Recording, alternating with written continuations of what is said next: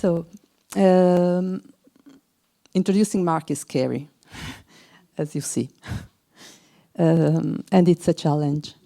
But I received an invitation, and I accepted, let's say, for at least two reasons. One is that I saw that he always hugs the person that introduced him, so I want an hug from him. And the second is that I actually love Marc madly and also sweetly. And I know that love needs to be shared in order to grow and to evolve. And and we are doing a revolution of love, and so we need it. So I'm filled with terror and also great joy. And I want to share it with you. So this is the context. And let's go into introducing Marc. Keeping to the theme of this week, I will introduce him as a great holy seducer.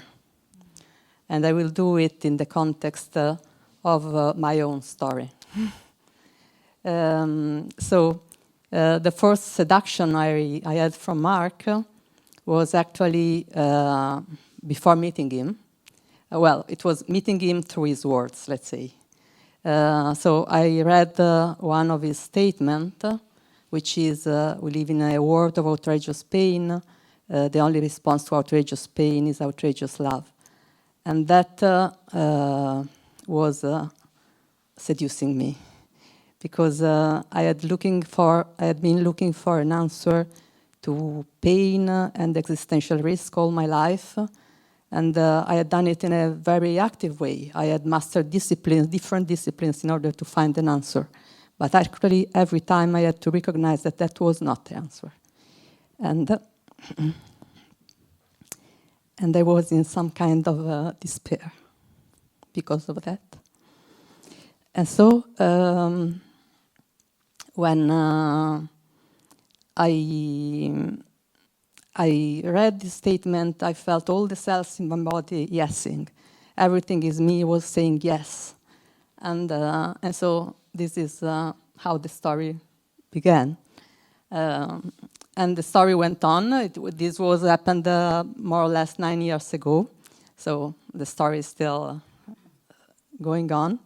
And every time I listen to the teachings from Marc, I can hear that he speaks from such a deep place and from such a place of integrity that I can receive the teachings with all of my eyes. We spoke of the eye of the mind, the eye of the body, the eye of the heart, and yesterday actually Marc introduced a bunch of other eyes, the eye of the spirit, the eye of the consciousness, and maybe some other. I got a little lost into all these eyes, but I think I got the essence, which is if you are deep enough, everything is together.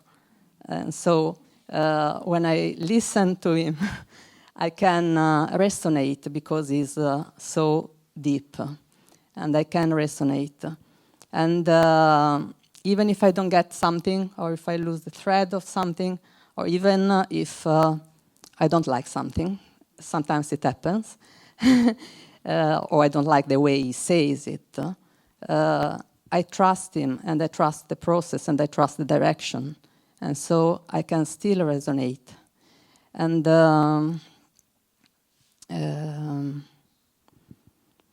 I know that this effect is not just due to the fact that he is gifted. He's a gifted guy, we all know it.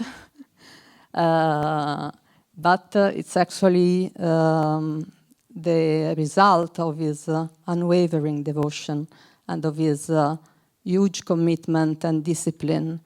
And these things make the goddess dance with him when he teaches. And so